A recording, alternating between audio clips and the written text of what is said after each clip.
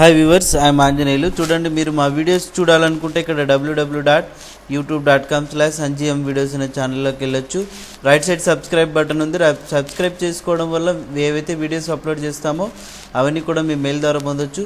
తర్వాత ఇక్కడ వీడియోస్ ప్లేలిస్ట్లో ఆర్డర్ వైజ్ తెలుగులో చాలా అద్భుతంగా తయారు చేసాం. వీడియోస్ మీరు నేర్చుకోండి, తర్వాత మీ యొక్క ఫ్రెండ్స్ కూడా షేర్ చేయగలరని ఆశిస్తున్నాను.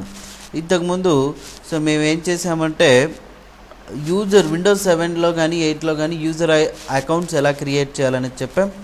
తర్వాత వాటిని ఎలా డిలీట్ చేయాలనేది చూపిస్తున్నాను. చూడండి, ఇక్కడ డెస్క్టాప్ మీద మై కంప్యూటర్ని చూడండి.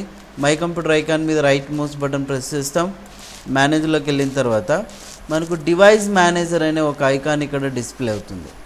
ఇందులో మీరు ఒకసారి అబ్జర్వ్ చేసినట్లయితే లోకల్ యూజర్ అండ్ గ్రూప్స్ అనే ఆప్షన్ ఉంటుంది. ఇక్కడ క్లిక్ చేయండి. రైట్ సైడ్ కూడా యూజర్ అనే ఆప్షన్ వస్తుంది. ఇక్కడ డబుల్ క్లిక్ చేస్తారు. చూడండి, ఆల్రెడీ ఇక్కడున్న యూజర్ క్రియేట్ చేసాం కదా. ఈ యూజర్ అనేది మనకు అక్కర్లేదనుకుంటే ఈ యూజర్ మీద రైట్ మౌస్ బటన్ని ప్రెస్ చేయండి, డెలీట్ ఆప్షన్ యూజ్ చేయొచ్చు. ఇక్కడ డెలీట్ ఆప్షన్ యూజ్ చేయగానే చూడండి ఒక మెసేజ్ వస్తుంది.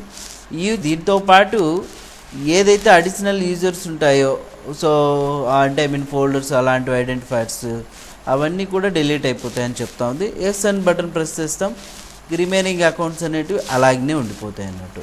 ఓకే, ఈ విధంగా మనం యూజర్ అకౌంట్స్ క్రియేట్ చేయొచ్చు, తర్వాత డిలీట్ చేయొచ్చు. మరి స్టార్ట్ బటన్లోకి వెళ్ళి కంట్రోల్ ప్యానెల్ ఇక్కడ చూడండి యూజర్ అకౌంట్స్ అని ఉంది. ఇక్కడికైనా వెళ్ళి మనం యూజర్స్ని డిలీట్ చేసే అవకాశం ఉంది. బట్ ఒక యూజర్ ఉన్నప్పుడు మనం అది అలాగనే ఉంచుకోవాల్సిన అవసరం ఉంటుంది. ఓకే, ఈ వీడియో నచ్చినట్లయితే లైక్ చేయండి, షేర్ చేయండి, మీ యొక్క ఫ్రెండ్స్ కూడా అందరికీ షేర్ చేయండి.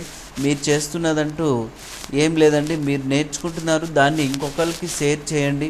Okay, thank you very much.